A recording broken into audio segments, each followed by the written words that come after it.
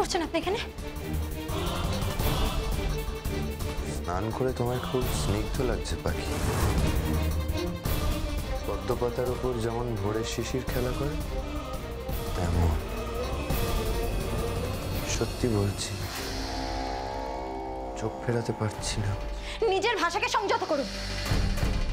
আপনি আপনি বেরিয়ে যান এখান থেকে। আমি আপনাকে অনেকবার বারণ করছি, আমার ঘর থেকে আর আমার আশপাশ থেকে আপনি দূরে থাকবেন। তুমি দেখেছো মৌমাছি কেমন মধুর আশেপাশে ঘোরাফেরা করে বারবার? মধু কি মৌমাছিকে ডাকে? ডাকে না। মৌমাছি তাও শুধু মধুর লোভে বারবার ফিরে আসে। কি বললে? সংযত?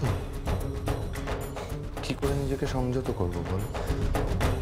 আমি যবে থেকে তোমায় দেখেছি সে সমস্ত বাঁধ ভেঙে গেছে পাখি। আপনি বেরিয়ে যান এখান থেকে, নাহলে কিন্তু আমি অর্ণবাবুকে ডাকবো। সেটা নিশ্চয়ই আপনি চান না। চাই না, আমার কিচ্ছু চাই না। আমার শুধু তোমাকে চাই পাখি। হ্যাঁ, এই বাড়িতে আসা, এত রিস্ক নেওয়া, সবটাই তো তোমার জন্য। তুমি যত দূরে যেতে চাইবে আমি তোমার আরো কাছে চলে আসবো।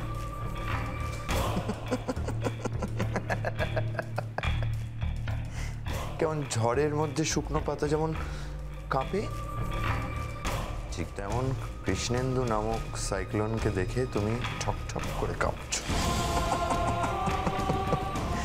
কি বলছিলে আমায়? অরণ্যর নাম নিয়ে ভয় দেখাচ্ছিলে। আমার কাছে যতদূর খবর, অরণ্য এখন অফিসে। তাই